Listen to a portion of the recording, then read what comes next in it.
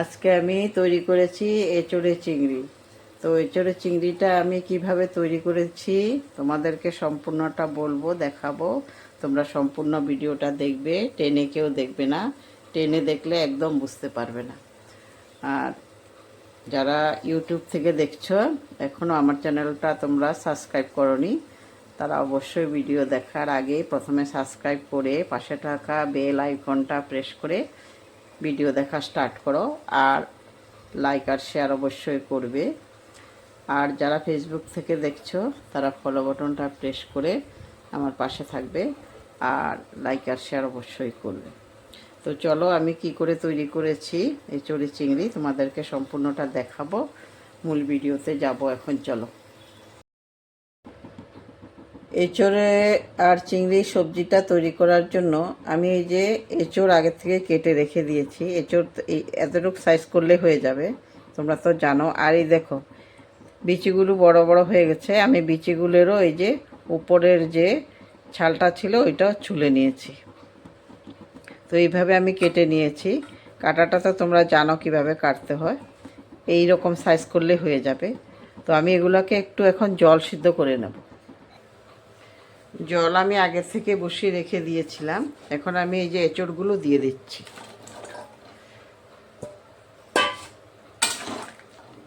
একটু ঢেকে দেব। আর আলু আছে, আলুগুলোও দিয়ে দিচ্ছি একসাথে। একটু সিদ্ধ হয়ে গেলে ভালো লাগবে, তখন ভাজলেও ভালো লাগে। এগুলো একটু বেশি করব না, একটু করব। আর একটু জল দিয়ে দেব। আর একটু জল দিয়ে দিচ্ছি। জল দিয়ে আমি ঢাকা দিয়ে দিচ্ছি। ঢাকা দিলে তাড়াতাড়ি হয়ে যাবে। কাঁঠালটা জল সিদ্ধ হয়ে গেছে। এখন আমি একটা থালের মধ্যে নিয়ে নেব। গ্যাসের ফ্লেমটা অফ করে দিয়েছি। আর এগুলি এখন তুলে নেব সব একটা গামলার মধ্যে। ঝাঁঝরি গামলাগুলো আছে ফুটাওয়ালা, ওইটার মধ্যে তুলে নিচ্ছি। এই যে এটার মধ্যে তুলে নিচ্ছি। তো তাড়াতাড়ি জলটা পড়ে যাবে, তখন আমি যখন একটু ভাজবো তখন খুব সুবিধা হবে। তো এইভাবে আমি সবগুলো তুলে নিচ্ছি। কড়াই বসিয়ে দিয়েছি। এখন আমি কড়াইয়ের মধ্যে তেল দিয়ে দিচ্ছি। আলুগুলো প্রথমে ভেজে নেব।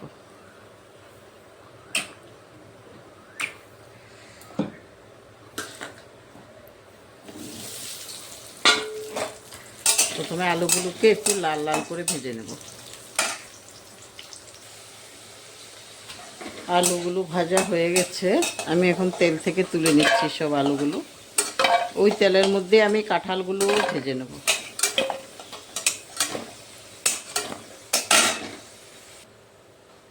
কাঁঠালগুলো আমি এই তেলের মধ্যে ভেজে নিচ্ছি।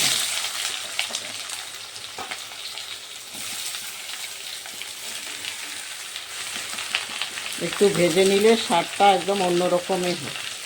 কাঁঠালগুলো একটু ভেজে নেবে তোমরা, তখন দেখবে কাঁঠালের স্বাদটা অন্যরকম আসে।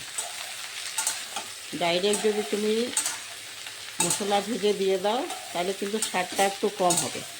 এই জন্য একটু ভেজে কাঁঠালগুলো তারপরে দেবে। এখন আমি মশলাগুলো করে নেব। এই যে একটা পেঁয়াজ দিয়েছি, তারপরে রসুন দেব। এই যে রসুন দিয়েছি, কয়েক কোয়া রসুন দিয়ে দিচ্ছি। আর দিয়ে দেব আদা। এই যে আর একটু দিতে হবে আদা, আমি আর একটু দিয়ে দিচ্ছি আদা।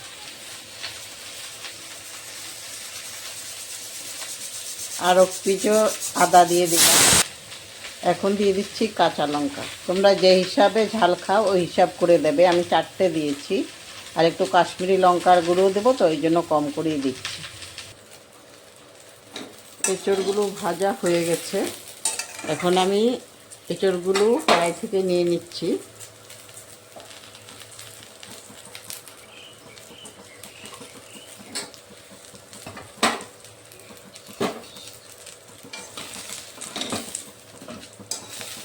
তোমরা একবার এভাবে করে খেয়ে দেখতে পারো, খুব ভালো হয়। এঁচড়গুলোকে কিন্তু ভেজে নেবে একটু। আলুটা এক্সট্রা করে ভাজবে আর এঁচড়গুলোকে এক্সট্রা করে ভাজবে। তো তো আবারও আমি তেল দিয়ে দিতে হবে, আর চিংড়িগুলো ভাজবো এখন।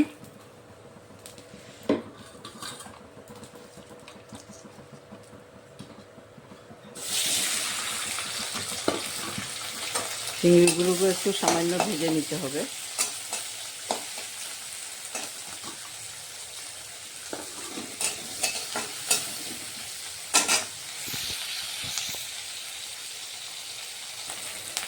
এঁচড় ভাজা হয়ে গেছে, আমি এঁচড়গুলো এখন তুলে নিচ্ছি।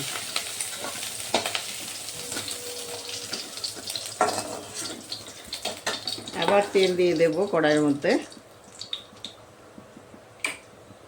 এখন আমি যেহেতু এটা নিরামিষ করছি না, এঁচড়ের মধ্যে আমি চিংড়ি দিচ্ছি, এজন্য আমি এখানে ফোড়নে আমি পেঁয়াজ দিয়ে দেব।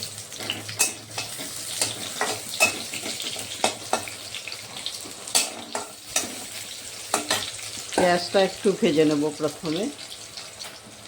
পেঁয়াজ ভাজার সঙ্গে আমি দুটো তেজপাতাও দিয়ে দিচ্ছি।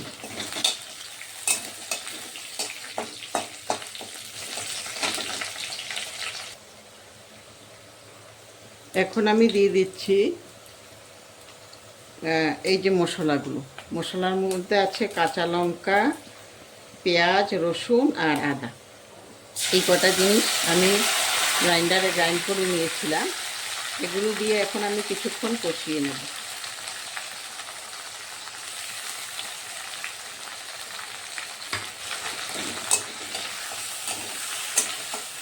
আদা, কাঁচা লঙ্কার আর রসুন পেঁয়াজগুলো আমি একটু কষিয়ে নেব প্রথমে, তারপরে আর যে বাকি মশলা আছে ওইটা অ্যাড করব।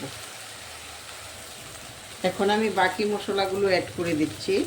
প্রথমে দিয়ে দিচ্ছি হলুদ গুঁড়ো, তারপরে দিয়ে দিচ্ছি কাশ্মীরি লঙ্কার গুঁড়ো, এখন দেব আমি জিরে ধনের গুঁড়ো, তারপরে দিয়ে দিচ্ছি নুন। নুনটা তোমরা আন্দাজ মতো দেবে, কতটুকু করছো হিসাব করে দেবে।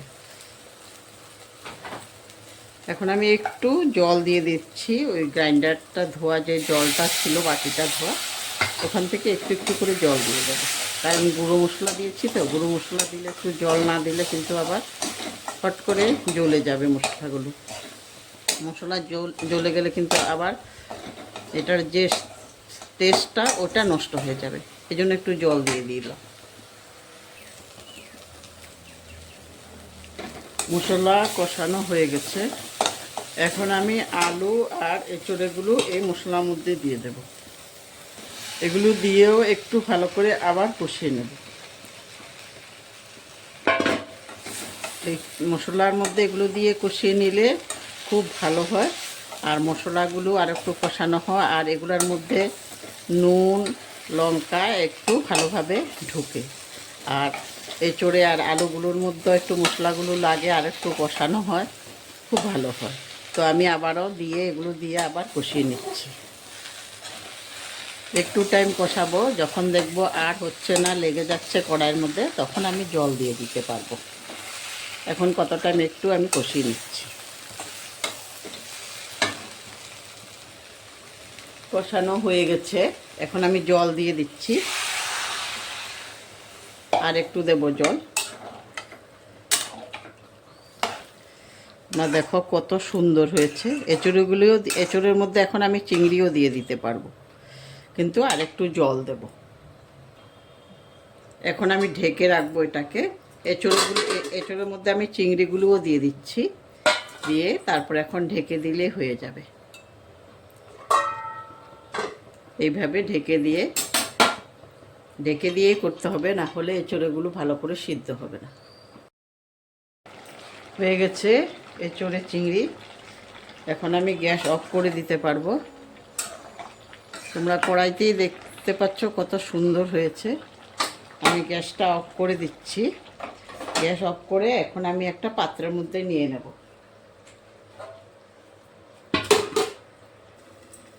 আমি একটা পাত্রের মধ্যে নিয়েছি, দেখো কত সুন্দর হয়েছে। তোমরা ওইভাবে করতে পারবে, আমি যেভাবে করেছি।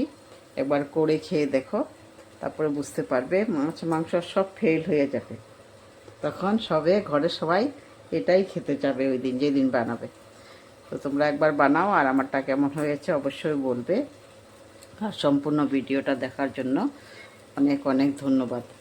আবার দেখা হবে অন্য আর একটা ভিডিও নিয়ে। ধন্যবাদ।